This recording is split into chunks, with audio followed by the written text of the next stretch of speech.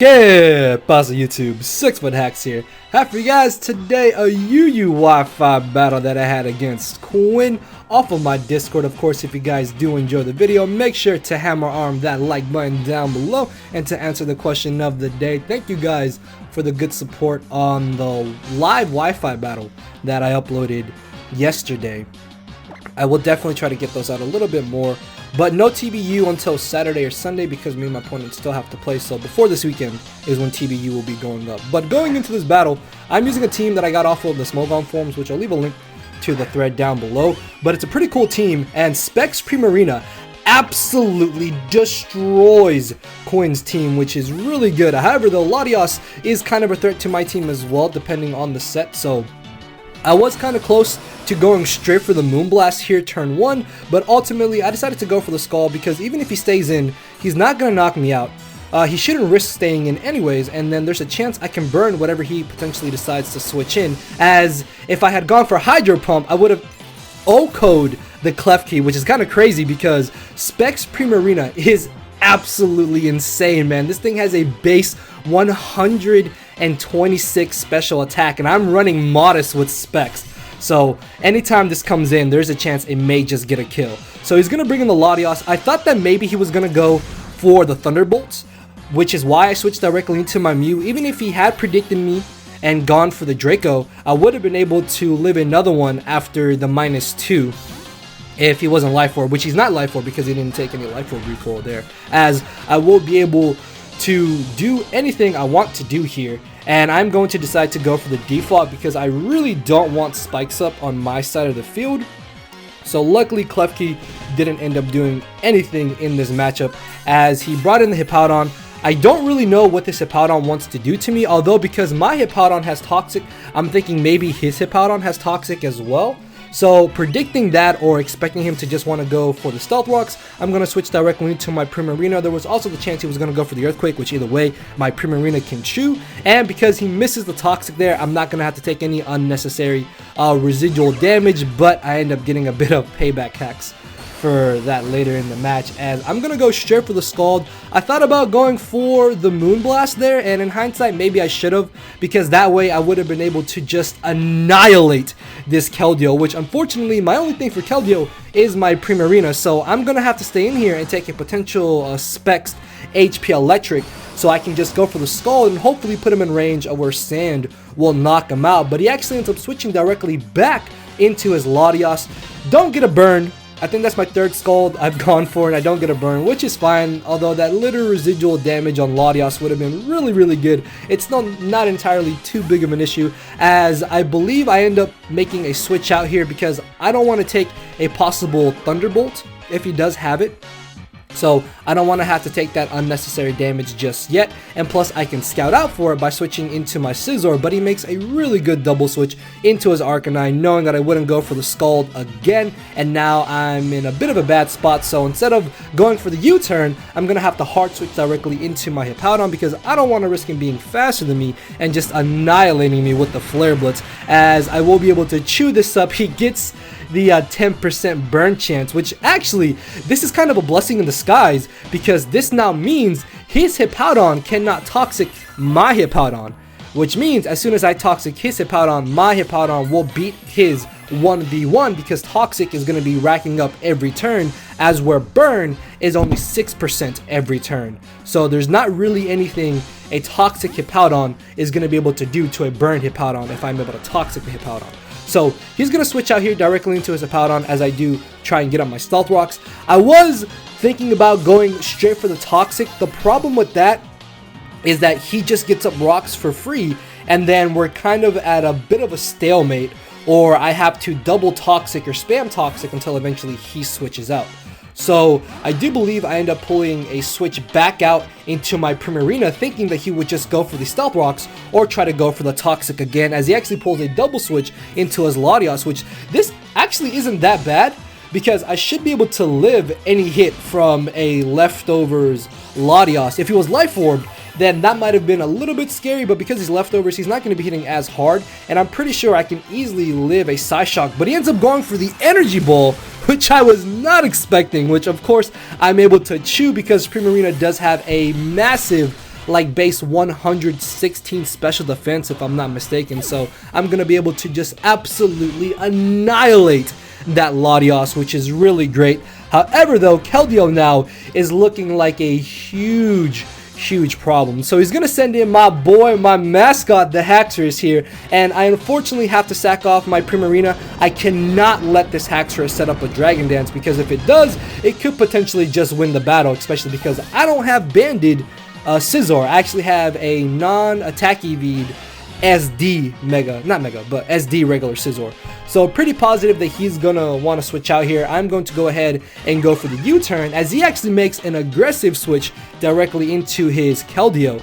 Now I'm guessing he did this because if he brought in Hippowdon, I could then just Swords Dance against it and then get off a potential +2 boosted U-turn on whatever came in, or just Bullet Punch down the Hippowdon. So I'm gonna U-turn into my Raikou.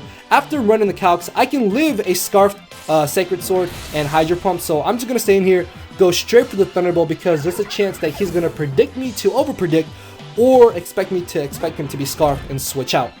Which I really had no switch-ins to Keldeo, so I had to make the aggressive play there by leaving in the Raikou. If he had brought in Hippowdon, that could have been a little bit annoying because he could have saved the Keldeo. Luckily though, he did leave it in there, as I will be able to surprisingly live a Scarfed Earthquake. I did not think Haxorus was Scarfed. When he brought it in, it did cross my mind, but I knew that I would be able to live any one hit, and if he locked himself into something, then I could have brought in the appropriate check to whatever move he locked himself into, as I will be able to go for my never-ending Nightmare here. I should have knocked out this Haxorus, but I'm not sure if I just ran the calc wrong or if he was running HP investment, but after 2 Stealth Rock switch-ins, never-ending Nightmare there should have knocked him out, unless I got like an absolutely low damage roll. And knowing that he is locked into Earthquake and that I still have use for my Raikou later just as Death Fodder, most likely Death Fodder to that Arcanine, I'm going to switch into my Aerodactyl here and just Pursuit Trap this Haxorus, because I don't want him to save his Haxorus for Death Fodder. Plus, Aqua Tail doesn't 2-hit KO Hippowdon at full HP on the switch-in, so even if I had gone for the Aqua Tail there, then he still would have been able to keep Haxorus around, and then this Hippowdon would have just been able to slack off all the damage that I was doing to it. So he's going to end up making the switch back into his Hippowdon here. Even though I am up 5-2, odds of him winning are still good for him, just because Hippowdon and Arcanine kind of deal with everything that I have left. Mew can't do anything to Arcanine. Aerodactyl can't do anything to Hippowdon. Scizor can't do anything to this Hippowdon or the Arcanine unless I boost up and I weaken Arcanine. And then Raikou's already going to get knocked out by Sand and Hazard. So he did end up getting up his rocks there as I brought in my Raikou, and also my Hippowdon is burned. But the good thing about my Hippowdon is that I do have the Toxic, like I mentioned earlier. So I will be able to bring in my Hippowdon after he knocks out my Raikou, and I'm going to be able to Toxic... I'm going to be able to Toxic Hippowdon, except not really, because I miss. That's kind of bad, because now this is going to make the match a little bit longer than it really should have been, because by landing that Toxic on Hippowdon, all I need to do is worry about and weaken this Arcanine if I want to be able to win. And because he hard switched directly into Arcanine here, I should be able to go for a Toxic, because there's no move that Arcanine has that's going to be able to straight Oko a Hippowdon. Plus, if for some reason he wants to try and switch back into his own Hippowdon, as long as I don't miss Toxic against that, then everything is pretty okay to go. So I miss a second Toxic, and this is kind of annoying, because at this point I should have been set to win the battle. Like, I should have hit those 2 Toxics and then I just win with Scizor and Mega Aerodactyl, but no, missed both Toxics, and I apologize that this is lagging a bit. Once this turn ends, everything goes back to normal. I'm guessing because there was just so much going on the screen at the time of me recording that it just kind of lagged a bit here, but don't worry, it's only for this one turn. I watched the rest of the battle, everything is fine. So I'm able to finally Toxic the damn Arcanine, which is really good. Now the next step to my plan is to weaken this and put it in range of where I can hopefully bring in my Mega Aerodactyl and just knock him out with an Aqua Tail, and hope that he's not going to feel comfortable switching in directly to my Aerodactyl with his Hippowdon, because like I said, an Aqua Tail at full HP to Hippowdon does not knock it out, or does not 2-hit KO it after Stealth Rocks. So knowing that I still have use for my Hippowdon because I need it, I absolutely need it to Toxic his Hippowdon, I'm going to switch into my Mew. He gets a crit burn with Flare Blitz, which I just found to be absolutely hilarious because Mew could have easily stalled out Arcanine at this point because I could have just consistently gone for the recovery move and eventually knockoff spammed here and there, but no, he crits me, burns me, and then he's gonna knock me out with the E-Speed.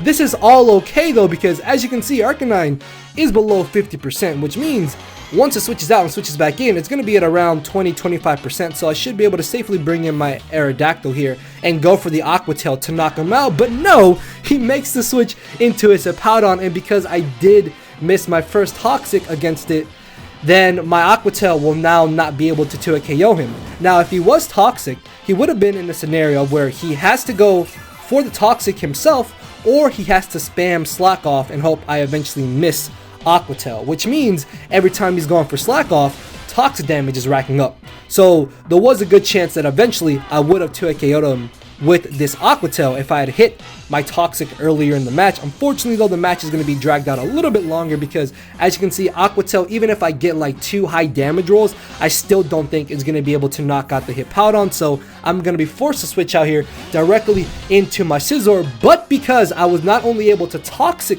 the Arcanine, but put it in range of where it's going to be at about 20-25% HP, by switching directly into my Scizor, I should be able to safely go for one Swords Dance, and then after that +2, I will be able to knock out the Arcanine with the Bullet Punch. I wasn't sure if he was going to hard switch directly into Arcanine this turn, but I decided just to go for the Swords Dance either way because I still have the Sand Up. Arcanine is still going to be taking rocks and toxic damage and getting its lefties nullified.